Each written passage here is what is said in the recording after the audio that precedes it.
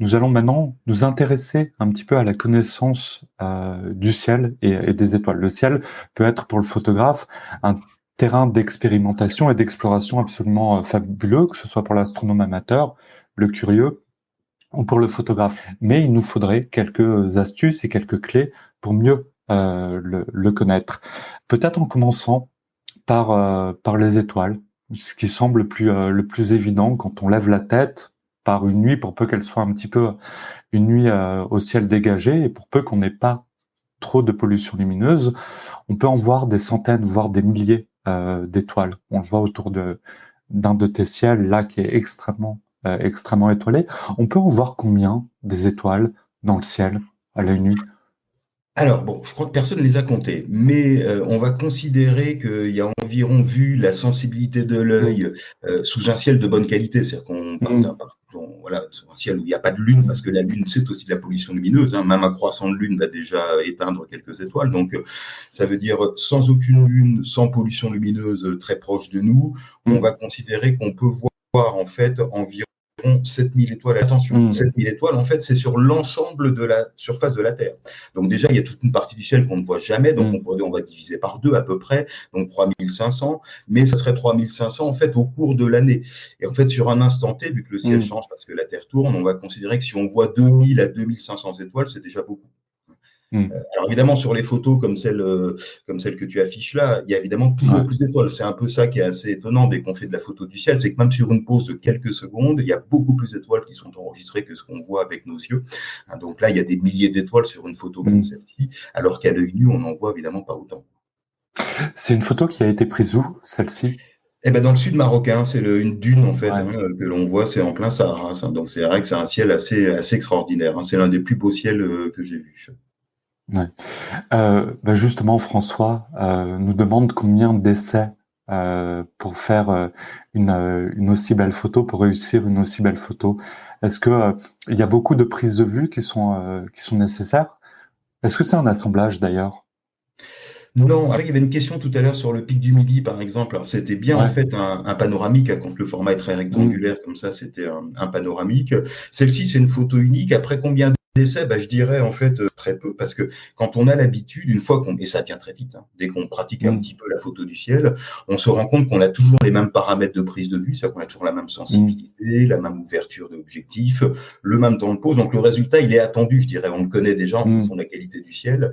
Et là, je dirais qu'une seule pause suffit. On sait que si on se met à 6400 Mm. ISO en posant 15 secondes avec un 24 mm, on obtiendra ce genre de résultat, quoi. Donc, je dirais assez Mm. peu de.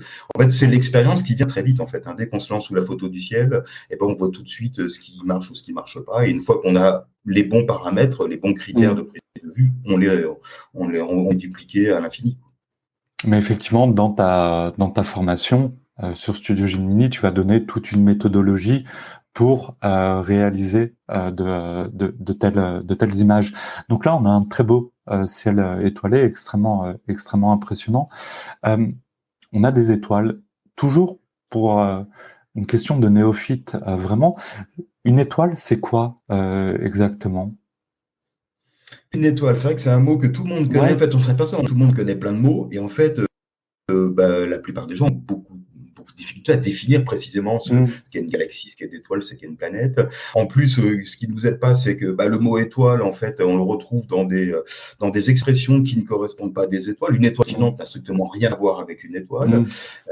L'étoile du berger, j'ai pour habitude de dire que dans l'étoile du berger, sur les 3 mots, il y en a 5, il y en a qu'un qui est bon, c'est du. Ça ne fait pas beaucoup, parce que ce n'est pas une étoile et ça n'a jamais servi Mm. au berger, contrairement à ce qu'on dit Mm. partout.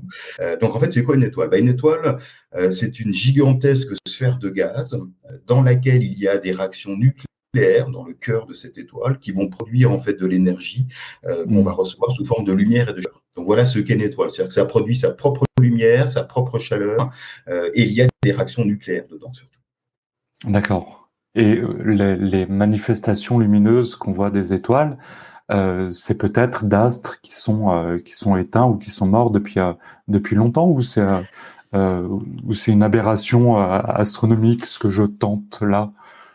Non, c'est pas une aberration, c'est plutôt une image, je dirais, en fait, qui est Ouais. assez jolie d'ailleurs. Mais en fait, tout ça pour illustrer qu'en fait, quand on regarde le ciel, on regarde toujours le passé, en Mm. fait. On ne voit rien au temps présent parce que les distances sont Mm. tellement importantes, tellement incroyables en astronomie que la lumière, même si c'est quelque chose qui est extrêmement rapide, la lumière, en Mm. fait, des étoiles va mettre des années, voire des siècles ou des Mm. millénaires pour nous arriver. Donc, du coup, on les voit dans le passé. Mais en fait, rien n'est à l'échelle humaine dans l'univers. C'est-à-dire que ni les tailles, ni les durées, ni les distances. Et on se rend compte que finalement, la durée de vie d'une étoile, elle est extrêmement longue. Même pour celle qui vit le moins longtemps, c'est quelques millions d'années, ce qui est Mm. extrêmement grand pour nous. Donc même si on voit une étoile avec 1000 ans de retard, eh ben, elle est globalement toujours là. C'est-à-dire qu'on est à peu près sûr, depuis qu'on observe le ciel, qu'on n'a jamais vu disparaître une étoile visible à l'œil nu, j'entends. C'est-à-dire que depuis Mm. 2000 ans, on fait des cartes du ciel assez précises. Il n'y a pas une étoile de plus, pas une étoile de moins sur ce qu'on voit à l'œil nu. Donc elles sont D'accord. probablement toujours là, quoi. Alors justement, tu parlais de l'étoile du Berger tout à l'heure en disant que effectivement c'était ni une étoile ni qu'elle avait servi au berger. Euh, est-ce que c'est une étoile que l'on voit sur cette photo? Alors c'est en fait l'astre le plus brillant qui est Ouais, c'est quasiment au ça. centre là, hein, voilà. Donc ça c'est Vénus qui est effectivement Ouais. présent ici. Mm. Vénus donc était présente, c'était un peu particulier, ça c'était au mois d'avril dernier, en plein confinement. Par chance j'avais Mm. un lac à 1 kilomètre de chez moi, donc j'étais Mm. dans le rayon autorisé pour sortir parce que c'est un événement assez rare que j'aurais Mm. pas aimé rater, mais enfin il y a des choses plus graves Mm. dans la vie. Mais c'est Vénus qui traversait un petit amas qu'on appelle l'amas des Pléiades, qui est un très joli amas, l'un des plus Mm. beaux amas d'étoiles qu'on puisse voir à l'œil nu. Et donc c'est un phénomène qui est relativement rare, hein, de voir Vénus traverser comme ça, c'est une fois tous les 15-20 ans en moyenne. Mm.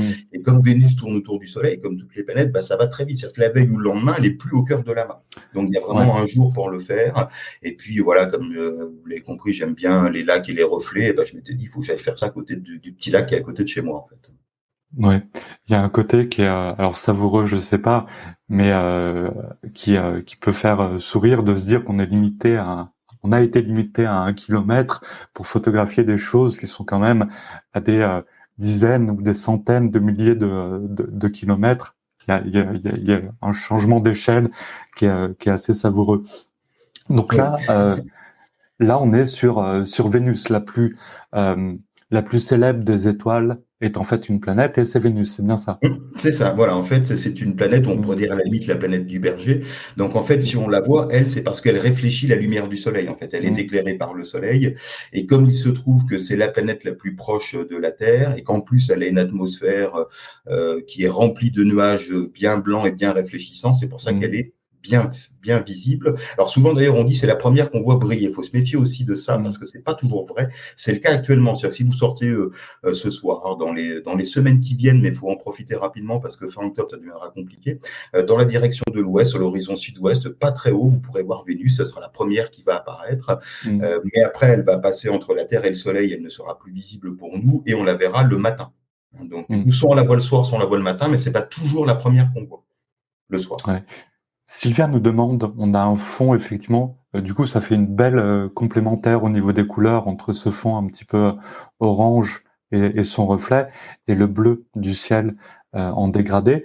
Le fond orange, c'est quoi? C'est le coucher, le lever du soleil? C'est le coucher. Ouais, ouais, en fait, j'avais fait Mm. cette photo alors qu'il faisait pas encore, c'était pas la nuit noire. C'est-à-dire qu'à l'œil, on voyait une petite bande qui était Mm. même plus colorée, d'ailleurs à peine colorée, c'était très discret. Mais c'est un moment que j'aime beaucoup en photo parce qu'on peut justement facilement photographier et mettre en évidence les couleurs qu'on ne voit plus à l'œil. Mais je dirais c'est les derniers instants du Mm. crépuscule. Ouais. D'accord. Alors, on continue sur les étoiles. On l'avait vu déjà sur quelques autres de tes photos. Parfois, quand on les voit, on voit des teintes qui sont un petit peu différentes. Il y a des teintes plus froides, un peu bleutées, d'autres qui sont plus orangées. Pourquoi il y a ces teintes de couleurs différentes? Oui, alors c'est vrai que donc les couleurs, les étoiles possèdent des couleurs. Quand on regarde le ciel à l'œil nu, on a l'impression qu'elles sont Mm. toutes blanches. En fait, le problème, c'est qu'on a beaucoup de mal à percevoir les couleurs la nuit. Il y a une expression qui marche très bien en astronomie qui dit la nuit, tous les Mm. chats sont gris. Effectivement, quand Mm. nous sommes dehors, en fait, il n'y a pas de source de lumière intense et forte. Tout ce qu'on voit, on le voit en noir et blanc. Et en fait, les étoiles possèdent des couleurs, mais en fait, il n'y a finalement que les plus lumineuses qui peuvent sensibiliser ce qu'on appelle les cônes. Les cônes, en fait, ce sont des petites cellules dans l'œil qui nous permettent de voir les couleurs, mais qui ne fonctionnent fonctionnent que si elles reçoivent suffisamment de lumière, ce qui n'est pas le cas la nuit dans la plupart des situations. Donc du coup, on peut percevoir quelques étoiles colorées, mais elles se comptent sur les doigts des deux mains en fait, hein, donc c'est à l'œil nu, j'entends. Donc c'est relativement peu. Alors la couleur en fait, ça correspond à quoi? C'est quelque chose qui est très important en astrophysique parce que déjà la couleur, ça nous renseigne sur une caractéristique de l'étoile, c'est sur sa température de surface. Et en fait, là, il va falloir oublier tous nos repères classiques et toutes nos sensations, parce que pour nous, comme tu disais tout à l'heure, une couleur bleue, c'est une couleur froide, sauf qu'en fait, en astronomie, les étoiles bleues sont les plus chaudes et les étoiles qui sont jaune-orangé sont les moins chaudes. Alors, on pourrait dire c'est un peu l'inverse de ce qu'on a sur Terre. Ben, pas du tout, en fait, parce que là, on parle, on va dire, entre guillemets, de boules de feu, même si physiquement, c'est pas le terme exact. Et en fait, bah, sur Terre, c'est pareil, les flammes bleues sont beaucoup plus chaudes que les flammes rouges. Donc, c'est exactement le même processus. Voilà. Quand on voit la flamme du chalumeau de la gazinière, elle est bleue parce qu'elle est très chaude. Et la flamme du briquet, le bas est très, très chaud. Donc, et en fait, c'est simplement nos sensations pour nous qui nous font dire que tout ce qui est une couleur rouge, c'est une couleur qui est chaude, mais c'est une sensation. Et c'est intéressant parce qu'on voit que même avec quelque chose qui semble aussi évident que les étoiles, il y a plein de connaissances qui semblent être du bon sens ou acquises, qui en fait vont un petit peu à contrario de la réalité astronomique. Damien demande sur une photo comme celle-ci, effectivement, il y a un petit peu de bruit. Alors c'est peut-être dû à notre compression d'image ou au live également. C'est quelque chose qui est à la prise de vue? Oui, de toute façon, le bruit, bah, quand on fait de la photo de nuit, on travaille dans des sensibilités malgré tout assez importantes. On est souvent, suivant le format du capteur, entre 3200 6400 ISO fréquemment. Donc, c'est forcément des sensibilités auxquelles le bruit commence à être bien visible et à apparaître. Alors, on a vu les étoiles. Il y a les étoiles et puis il y a les constellations. Ces étoiles qui, si on les relie par une ligne imaginaire, vont former ou vont avoir des formes caractéristiques ou reconnaissables. Alors la plus connue, peut-être, on le voit là avec son reflet, c'est évidemment la Grande Ourse. C'est la constellation la plus évidente, la plus reconnaissable, celle que tout le monde ou presque arrive à nommer. Pourquoi d'ailleurs est-ce qu'on lui a donné ce nom de Grande Ourse? Est-ce que est-ce qu'il y a une raison particulière? Je suppose, mais. Oui, bien sûr. Alors, je une petite précision, quand on dit c'est la plus connue, j'ai toujours tendance à dire la plus connue de l'hémisphère nord, parce qu'on la voit pas partout. C'est-à-dire que si on en parle dans le sud de l'Australie, on ne voit jamais la Grande Ourse. On la voit dans une partie de l'hémisphère sud, on va dire dans le nord de l'hémisphère sud, mais dès qu'on franchit les 20 degrés de latitude sud, elle n'est quasiment plus visible du tout. Donc, alors, en fait, pour nous, c'est une célébrité. C'est vrai que c'est assez particulier parce que, comme tu le disais, c'est des lignes imaginaires. Donc, les constellations, ça n'existe pas. Ce sont les hommes qui les ont inventées. Depuis tout temps, finalement, probablement, on va dire que le ciel est un peu le miroir des cultures. C'est-à-dire que les hommes ont projeté leurs mythes et leurs croyances comme ça dans le ciel. Alors, même si pour nous, on s'aperçoit que c'est en Mésopotamie qu'on a commencé, donc il y a à peu près, on va dire, il y a 4000 ans, il y a plus de 4000 ans que les premières constellations ont été imaginées.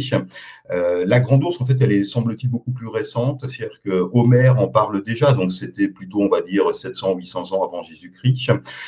Donc c'est grec, en fait. L'origine de la Grande Ourse, en fait, c'est une jeune fille qui s'appelait Callisto, qui était très très belle et qui a eu en fait une relation interdite avec Zeus et qui a été punie en fait et transformée en ours et envoyée dans le ciel. Et en fait d'ailleurs c'est l'une des rares constellations qui ne se couche jamais. Et là encore il y a une explication en fait dans la mythologie grecque parce qu'en fait il y a 5 constellations qui ne se couchent pas et c'est qu'elles ont toutes été punies parce qu'elles ont offensé les dieux, c'est-à-dire qu'elles n'ont pas le droit de se reposer. Et la Grande Ourse donc fait partie de ces constellations. Et alors ce qu'on appelle la Grande Ourse, en fait, souvent on la réduit à sa plus simple expression, la Grande Casserole. Mais la Grande Casserole, en fait, les 7 étoiles principales, ce n'est qu'un quart de la Grande Ourse. En fait, on s'aperçoit que peu de gens connaissent la Grande Ourse parce que c'est pas simple de repérer la Grande Ourse, parce que la plupart des étoiles sont très discrètes. Mais en fait, ce qu'on voit, c'est la queue et partie de l'arrière-train. Mais en fait, il y a des étoiles qui dessinent la tête, les pattes. Il faut quand même beaucoup d'imagination, on est bien d'accord. Et voilà, et c'est pareil aussi sur la queue de l'ours qui peut poser problème, parce que la queue de la casserole, en fait, c'est la queue de l'ours. On dit, mais une ours avec une queue aussi développée, c'est quand même pas courant. Mais ça tient dans la mythologie grecque, c'est que Zeus, quand il a envoyé l'ours dans le ciel, il l'a fait tourner au-dessus de sa tête en la prenant par la queue. Il l'a fait tourner tellement vite que la queue s'est fortement allongée. C'est pour ça qu'on a une grande ours avec un appendice caudal fortement développé, on va dire. D'accord, j'adore. C'est vrai que c'est des choses qu'on découvre et qu'on apprend. L'origine grecque, effectivement, de beaucoup des constellations qui tirent leur nom de l'Antiquité est assez connue. Je me posais en préparant cette interview une question qui peut paraître un petit peu naïve, mais est-ce que du coup, sur un autre continent, par exemple en Asie ou en Amérique latine, alors peut-être en Amérique latine, effectivement, la Grande Ourse est moins visible, mais est-ce que les constellations ont les mêmes noms ou est-ce qu'il y a des noms par continent qui sont différents? Alors en fait, le problème, il y a eu, là encore, on va dire, une colonisation du ciel. C'est-à-dire qu'en Ouais. fait, chaque culture avait imaginé ses propres constellations. Alors dans l'hémisphère nord, on a un ciel essentiellement gréco-romain. C'est notre histoire, c'est notre culture, influencée par les Babyloniens, la Mésopotamie. Mais dans l'hémisphère sud, effectivement, que ça soit les civilisations précolombiennes ou en Asie ou en Afrique australe, on avait des propres constellations. Et en fait, c'est essentiellement au XVIIIe siècle que les Anglais et les Français, donc pays qui dominaient à l'époque, sont arrivés et ont carrément en fait effacé ce qu'avaient fait les autres civilisations et ont imposé leur ciel. Donc finalement, le ciel de l'hémisphère sud, c'est un ciel relativement récent, qui a quelques siècles simplement. Ce qui est intéressant aussi, c'est que c'est toujours le miroir des cultures, c'est-à-dire qu'on n'y trouve pas des objets, on y trouve des objets, des microscopes, des burins, des télescopes, ce qui correspondait finalement à l'environnement de l'époque aussi. D'accord. On nous demande effectivement, Sylvia, cette photo du lac et des reflets de la Grande Ourse dans le lac qui sont particulièrement bien dessinés. Comment tu faisais pour avoir des étoiles si ponctuelles dans leurs reflets, si nettes? Est-ce qu'il y a une technique ou c'est vraiment à la prise de vue? C'est que de la chance. C'est que de la chance parce que c'est une absence de vent. C'est-à-dire que dès qu'il y a un petit peu de vent, c'est mort. Alors, ce qui est bien, c'est qu'en montagne, le vent n'est pas toujours constant. Donc, comme les temps de pause sont souvent de 15 à 20 secondes, faut essayer. Alors, c'est là qu'on peut faire plusieurs essais, quoi. C'est-à-dire que je peux en faire 10 et puis il n'y en a qu'une où il n'y aura pas eu de vent pendant les 15 à 20 secondes, quoi. Mais c'est vraiment que de la chance, quoi. Parce que pour avoir des étoiles aussi nettes, il ne faut pas un brin de vent. Ouais. Eh ben, écoute, la chance sourit souvent à ceux qui tentent et qui sortent avec leur trépied également. C'est ce que nous disait Frédéric Lécureuil qui est Frédéric Lefebvre, pardon, j'y arrive, avec qui on a fait une masterclass sur la photo de paysage. Alors, on a vu la Grande Ourse, il y en a une autre qui est assez connue dans l'hémisphère nord, en tout cas, c'est Orion, dit le chasseur céleste. Est-ce que tu peux nous dire quelle est l'histoire derrière le nom de cette constellation également? À Orion, oui. Alors Orion, en plus, c'est certainement l'une des plus célèbres, qui est visible aussi dans l'hémisphère sud. Pour le coup, on la voit aussi bien dans l'hémisphère sud que dans l'hémisphère nord. Elle est visible de partout. Et c'est probablement, alors je pense que tous les amoureux du ciel diront que c'est la plus belle des constellations, même si c'est évidemment très subjectif. Même en pleine ville, en plein Paris, on peut identifier Orion, notamment grâce à ces 3 étoiles brillantes qui forment ce qu'on appelle la ceinture d'Orion. Et puis là encore, l'histoire est assez jolie, souvent dramatique comme toutes les histoires de la mythologie grecque. Mais Orion, c'était en fait le fils de Poséidon, donc un demi-dieu, un chasseur extraordinaire, mais quelqu'un de très antipathique, manifestement, humainement, et qui a en fait... Alors ce qui est d'ailleurs assez amusant dans la mythologie, c'est qu'en fait, on retrouve Orion notamment dans la rosée du matin. Ça peut sembler un peu surprenant, mais la rosée du matin, quand au petit matin, on a l'herbe qui est toute humide, en fait, on dit que ce sont les larmes d'Aurore, Aurore étant la sœur du dieu soleil, en fait, qui est tombée amoureuse d'Orion, et Orion l'a un peu oubliée, donc elle ne s'est jamais remise de son chagrin d'amour, et en fait, les larmes d'Aurore, en fait, qui pleurent son éternel chagrin d'amour. Ah, c'est joli en tout cas. C'est très très beau. En fait, Orion, donc c'est une constellation, donc c'est un chasseur qui a été terrassé par un scorpion géant. Qui est envoyé par Diane, Artémis, la déesse de la chasse. Et ce qui est assez amusant d'ailleurs dans le ciel, c'est qu'Orion symbolise le ciel d'hiver, parce qu'en fait, c'est la constellation, même si on commence à la voir en ce moment, c'est plutôt vers 2-3 heures du matin. Si on veut la voir le soir, qui pour nous accompagner tous les soirs, c'est entre le mois de janvier et le mois de mars, on la voit très bien. Et en fait, donc elle domine le ciel d'hiver, et elle a été terrassée par le scorpion, et le scorpion, lui, du coup, n'est visible qu'en été. C'est-à-dire qu'en fait, Zeus a D'accord. séparé ces deux personnages dans le ciel pour qu'un soit visible uniquement en été, l'autre en hiver, pour qu'ils se poursuivent indéfiniment dans le ciel. Donc tout ça, c'est assez joli. Enfin, moi, j'aime beaucoup aussi cette approche mythologique du ciel, en fait. Ouais, bah il y a tout ça est très poétique, dit Sabrina. C'est vrai il y a des histoires qui sont très belles, un petit peu dramatiques, comme celles souvent de l'Antiquité et de la mythologie. Mais il y a quelque chose de très poétique dans cette observation du ciel. Euh, on a on a vu, il y a plusieurs constellations. On va pas, il y en a une troisième notamment pour laquelle on n'a pas d'image, mais qui est assez connue sous les latitudes, en tout cas de l'hémisphère nord, mais qui est, tu me disais, moins impressionnante. C'est Cassiopée, c'est ça? Enfin, moins impressionnante d'un point de vue photogénique, et puis je me suis trouvé une Ouais. excuse parce que j'ai pas de photo peut-être, mais en fait, c'est une très belle constellation. Moi, je l'aime beaucoup Mm, aussi. C'est-à-dire que quand on observe mm, le ciel et qu'on connaît pas beaucoup le ciel, on connaît la grande casserole, mm, la grande ours. La petite ours, elle n'est pas si facile à repérer parce qu'il n'y a pas d'étoile forcément très brillante dedans, en dehors de la fameuse étoile polaire. mm, Mais il y a le W de Cassiopée qui a une forme assez caractéristique aussi. Hein, c'est vraiment 5 étoiles qui dessinent un joli W mm, dans le ciel. Mais donc, c'est une jolie constellation à voir, hein, à repérer. mm, C'est vrai que. Alors, moi, elle apparaît sur certaines de mes photos, mais je ne l'ai pas, elle, uniquement photographiée, mm. quoi. Elle va être perdue au milieu d'autres parce que c'est une petite constellation aussi, Cassiopée. Hein. C'est pas une très, très grande constellation. Mais c'est une belle constellation que l'on voit tout le temps. Alors, attention, parce que si certains veulent tenter de la repérer dans les semaines qui viennent, alors c'est le moment où on la voit très bien en automne, Cassiopée, sauf que ce W, eh bien, il va très haut, il va être à l'envers, donc ça va être plutôt un M au mois de novembre. C'est-à-dire que le D'accord. W, on le voit à l'envers, sa position va changer pendant l'automne, Ouais. mais c'est assez facile à repérer. En fait, si vous repérez d'abord la grande casserole, ce qui est facile à faire, vous pouvez repérer assez facilement aussi l'étoile polaire à partir de la grande casserole, et bien de l'autre côté, à la distance équivalente, vous allez avoir le W de Cassiopée. Très bien. On va voir, donc on a vu les trois constellations qui sont assez connues. Il y a également la fameuse la Voie lactée qui fascine autant qu'elle intrigue. Euh, la Voie lactée, c'est dont on voit ici une photo avec un reflet et une symétrie qui est très impressionnante. C'est quoi exactement la Voie lactée? Alors la Voie lactée, c'est vrai qu'on s'est longtemps posé la question sur la nature de la Voie lactée. D'ailleurs, le mot lacté, hein, en fait, ça vient du Mmh, lait, parce que dans la mythologie grecque, là encore, c'était du lait qui s'était mmh, échappé du sein de Héra, la femme de Zeus, et qui avait été donc envoyé précipité dans le ciel, en fait. mmh, Et c'est au XVIIe siècle, lorsque Galilée a été le premier à diriger un instrument vers la Voie lactée, qu'on a compris de quoi il s'agissait. En fait, ce sont des milliards d'étoiles, tellement lointaines, en fait, que nos yeux n'arrivent pas à les distinguer, à les séparer mmh. les unes des autres. Donc c'est un espèce de D'accord. brouillard d'étoiles que l'on voit à l'œil nu. Alors Mmh, bon, on a découvert ça il y a quelques siècles, mais on ne comprenait pas pourquoi il y avait une concentration, une densité d'étoiles aussi mmh, importante sur une bande du ciel.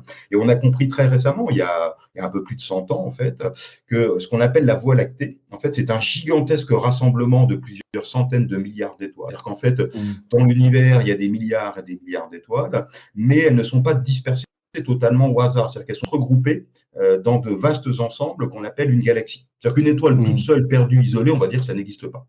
Donc nous, mmh, nous sommes dans le Soleil qui est une étoile banale, hein, elle fait partie d'une galaxie, elle aussi banale, qu'on appelle la Voie lactée.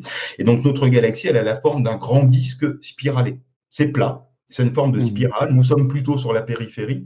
Et en fait, donc on voit notre galaxie vue de l'intérieur, vue par la tranche. Donc c'est pas évident de se mmh, rendre compte de sa forme, on la connaît pas précisément d'ailleurs sa forme, mmh, parce qu'on n'en est jamais mmh, sorti évidemment. Mais la partie la plus large que vous avez juste au-dessus de l'horizon, c'est le noyau de notre galaxie sur la photo. C'est-à-dire mmh, qu'au centre, on voit une partie qui est plus large, qui est vraiment plus dense. Ça, c'est le noyau, c'est là où il y a la plus grande concentration d'étoiles. On pense qu'il y a entre 30 et 50 milliards d'étoiles qui sont mmh, rassemblées là. Et après, au-dessus, c'est un bras donc qui est accroché, on va dire, au noyau. Alors, quand on dit un bras, c'est un bras qui est rempli d'étoiles, parce que dans la Voie mmh, lactée, il y a des étoiles, mais tout ce que vous voyez de très sombre dans la Voie lactée, c'est des grands nuages de poussière. C'est pas des absences d'étoiles, c'est qu'en fait, les étoiles sont masquées par de vastes mmh, nuages de poussière, en fait, qui sont ici. Et puis, on devine des petites taches roses aussi, ça et là. Donc, ça, ce sont des nébuleuses diffuses, c'est-à-dire des mmh, pouponnières d'étoiles, les endroits où se forment les étoiles. Et toutes les étoiles à l'œil nu font partie de notre galaxie, la Voie lactée. Même celles qu'on voit de part et d'autre, elles sont simplement beaucoup plus proches, elles sont au premier plan. Ce sont les plus mmh, proches, d'ailleurs. Parce que le centre de la Voie lactée, il est, alors sans trop rentrer dans les détails, il est à peu près à 26 000 années-lumière de nous, en sachant qu'une année-lumière c'est 10 000 milliards de kilomètres. Et les étoiles qu'on voit de part d'autre sont à quelques centaines d'années, donc elles sont beaucoup plus proches. Là, Sylvia nous demande si les reflets dans le lac, ça a encore un coup de chance d'une nuit sans vent. Oui, c'est un coup de chance. Mais après, comme tu disais tout à l'heure, en fait, il faut tenter plein de fois pour que ça marche. C'est-à-dire que c'est un lac, c'est toujours le même lac où il y avait tout à l'heure Vénus les Pertes. C'est à côté de chez moi, donc je peux y aller relativement facilement. Dès que je mets le bout du nez dehors et que je vois qu'il n'y a pas de vent, je me dis, tiens, je vais aller faire mes photos là-bas, quoi. Mais c'est vrai que tous les soirs sont pas propices à ce type de photos, quoi. Et la Voie lactée, c'est quelque chose que l'on distingue facilement à l'œil nu, ou il faut vraiment avoir un appareil et une pose longue pour pouvoir la distinguer à l'image? Malheureusement, la Voie lactée est en train de disparaître depuis une trentaine d'années en France, dans de nombreux pays, à cause de la pollution lumineuse. En fait, c'est-à-dire que la Voie lactée, on peut la voir à l'œil nu, mais ça nécessite aucune pollution lumineuse. C'est-à-dire pas de lune non plus. C'est-à-dire qu'en premier quartier de lune, déjà, il y a trop de lumière pour pouvoir observer la Voie lactée. Évidemment, si vous êtes même dans un village, dans un petit village de quelques centaines d'habitants, si vous avez des lampadaires autour de vous, vous ne verrez pas la Voie lactée. Donc, il faut s'éloigner de toute source de lumière. Et après, il y a des périodes où on la voit plus ou moins bien. C'est que la meilleure saison chez nous, dans l'hémisphère nord, en fait, c'est l'Europe. C'est l'été. C'est en ce moment. Alors, évidemment, là, on est au début de l'automne, mais encore en début de nuit, là, on va dire pendant un mois, la Voie lactée est encore assez belle. En hiver, la partie de la Voie lactée que l'on va voir est moins spectaculaire parce qu'en fait, en été, le côté nuit de la Terre regarde vers l'intérieur de la Voie lactée. Donc, on la voit très bien. En hiver, on regarde plutôt un peu vers l'extérieur. Donc, on voit un bras qui est derrière nous, mais qui est beaucoup moins dense en étoiles. Tandis que au printemps, on a tendance à regarder dans une direction qui est presque perpendiculaire à notre horizon. Donc, du coup, la Voie lactée est sur l'horizon, parallèle à l'horizon, et on la voit quasiment pas. Au mois de mai ou au mois d'avril, vous ne verrez pas le soir la Voie lactée. Donc, il y a des périodes plus ou moins favorables, et je dirais que c'est vraiment de juin à septembre pour voir très bien la Voie lactée. Sur cette photo, nous demande Monsieur Papaye 4242 pour ne pas le nommer, on est sur une prise de vue unique ou il y a eu plusieurs additions de photos qui ont été nécessaires? Alors, prise de vue unique, là encore, ce sont des poses de 15 secondes avec un objectif de 24 mm ouvert à 2.8. C'est un panoramique de mémoire, il y a une quinzaine de photos qui sont assemblées entre 15 et 20 photos, c'est un panoramique, mais à chaque fois, ce sont des poses uniques. On le voit d'ailleurs que c'est un panoramique parce qu'il y a une petite déformation en haut. La Voie lactée paraît assez rectiligne. En fait, on a l'impression qu'elle part tout de suite à gauche et en fait, c'est plutôt une déformation due au panoramique. D'accord. Donc on voit, là on a vu des images de Voie lactée. Je crois qu'on en a une autre juste pour illustration. Donc du prise du pic du Midi. De l'observatoire du Pic du Midi, toujours pour passer un petit peu, faire un petit passage en revue de certains phénomènes que l'on peut voir peut-être à l'œil nu ou sans appareil d'astronomie. Il y a les comètes également. On va voir une photo d'une comète extrêmement impressionnante. Là, c'est la comète Neowise, c'est ça? C'est ça. Bon, alors les comètes, on aimerait bien pouvoir en photographier souvent, mais malheureusement, on a peu l'opportunité de le faire parce que les très belles comètes que l'on voit à l'œil nu sont extrêmement rares, puisque celle-ci, c'est Neowise qu'on a vu au mois de juillet 2020 très facilement à l'œil nu quand on avait un ciel correct. Malgré tout, même cela dit, elle a été vue en plein Paris pendant quelques jours, très discrètement. Mais voilà, ça faisait 23 ans qu'on n'avait pas vu une comète à l'œil nu dans l'hémisphère nord. Donc c'est rare. En fait, c'est quand même malheureusement très rare. Donc une comète, en fait, c'est un mélange de glace et de roche, en fait. C'est beaucoup de glace. Ça fait quelques centaines de mètres à quelques kilomètres. Et quand ça s'approche du Soleil, la glace, elle chauffe. Donc du coup, elle se sublime. C'est-à-dire qu'elle ne passe pas de l'état solide à l'état liquide, mais de l'état solide à l'état gazeux. Et donc, on voit ce qu'on appelle la queue de la comète. Donc ça, c'est un phénomène qui est visible sur quelques jours, quelques semaines suivant la comète, parce que souvent, les gens pensent qu'une comète, c'est une étoile filante et que ça va très vite. En fait, une comète, ça se déplace autour du Soleil à la même vitesse qu'une planète, donc on n'a pas l'impression d'avoir bougé dans le ciel. De jour en jour, oui, mais si on observe pendant une heure, on a l'impression qu'elle est toujours à la même place. Et en fait, du coup, la comète, on a le temps de la photographier. Alors, celle-ci était très belle parce qu'on la voit là, c'est au petit matin, pris depuis chez moi, depuis les collines gersoises. Et là encore, encore, malheureusement, on la voyait pas. Elle se levait et le jour allait se lever très rapidement après. Donc, du coup, on la voyait pas en pleine nuit à ce moment-là, au moment où j'ai pris la photo. C'est pour ça qu'on a encore un ciel orange, mais c'est assez esthétique, cela dit. Et il y avait une lune aussi en dernier quartier qui éclairait le paysage, en fait. Si on voit aussi bien les collines, c'est qu'on avait un dernier quartier de lune tout à fait à droite et puis le ciel crépusculaire, l'aurore qui commence à apparaître. Est-ce qu'on sait déjà à quel moment on aura l'occasion, la chance de revoir une comète en Europe? Non, alors ça, ce sont les bonnes surprises où parfois il faut être très patient, mais en fait, la plupart des belles comètes sont inattendues. Neowise a été découverte au mois d'avril 2020. Et quand elle a été découverte, il a fallu au mois de mai, on s'est dit oh peut-être que ça sera intéressant. Il semblerait qu'elle passe assez près du Soleil, elle risque de pas mal dégazer. Et puis au mois de juin, on s'est dit ça risque d'être très beau. Mais il y a toujours en fait un effet de surprise ou parfois même une déception. En 1973, on avait annoncé la comète du siècle, la comète Gauss. Personne n'a vu à l'œil nu, c'était le gros flop. Donc voilà, il faut se méfier en fait des comètes. Oui, c'est sûr que si on l'attend pendant des dizaines d'années peut-être parfois, et que ça se termine par un flop, la déception peut-être au rendez-vous. Voilà, je comprends. Faut pas faire de plan sur la comète, comme on dit souvent. Ouais.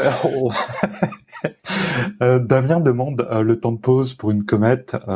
C'est quoi, du coup, puisqu'on a le temps de la photographier, est-ce qu'on est limité? Est-ce qu'il y a un temps de pause vers lequel il faut aller chercher ou Alors, je dirais que le temps de pause, en fait, il est toujours lié à la rotation de la Terre, quoi. C'est-à-dire que, en fait, une comète comme celle-ci, si on parle de la photo comme on parle là, de la photo uniquement sur pied, si on a un instrument, on peut faire des pauses beaucoup plus longues, on va compenser le mouvement de la Terre. Mais quand on est simplement sur un pied, on sera toujours limité par la rotation de la Terre. Donc, en gros, et puis par la focale employée. C'est-à-dire qu'en fait, si on veut agrandir un petit peu la comète, il faut prendre une focale de 50, 70 mm. Mais ces focales-là, on n'a pas le droit de dépasser les 5-6 secondes. Au-delà, on n'a plus des étoiles ponctuelles et la comète ne sera plus ponctuelle. Là, il y a une focale qui est d'à peu près 35 mm de mémoire, donc il doit y avoir un temps de pause d'à peine 10 secondes. C'est relativement court. Enfin, il faut conserver des étoiles ponctuelles. Donc, on fait des essais et puis on regarde sur son écran si les étoiles restent ponctuelles ou pas. Sur les questions un petit peu, je vois dans le chat un petit peu plus technique sur le logiciel pour le panoramique ou des choses comme ça, on aborde toutes ces questions dans la formation et donc je vous encourage à aller regarder puisqu'on verra effectivement comment utiliser également les logiciels pour faire ces différents assemblages. Je vois une question de Dominique Duflo qui demande dans quelle direction faut-il regarder pour voir la Voie lactée. Et effectivement, on voit plein de choses, là, les étoiles, les constellations, mais il y a un petit souci, en tout cas un petit souci, je sais pas, mais en tout cas il y a une réalité, c'est que tout ce monde-là bouge au fil de la nuit, comme au fil des saisons. Est-ce qu'il existe des outils pour localiser les constellations, les étoiles, en fonction des saisons ou même en fonction des moments de la nuit? Oui, alors il existe, alors déjà, il y a l'outil ancien qui fonctionne tout le temps, même si on n'a pas de réseau, c'est la carte du ciel. C'est-à-dire qu'en fait, il existe des cartes du ciel mobiles. Alors, il y a différents types de cartes du ciel. Il y a la carte du ciel un peu poster qui est jolie pour décorer un bureau ou une chambre, mais qui n'est pas très pratique.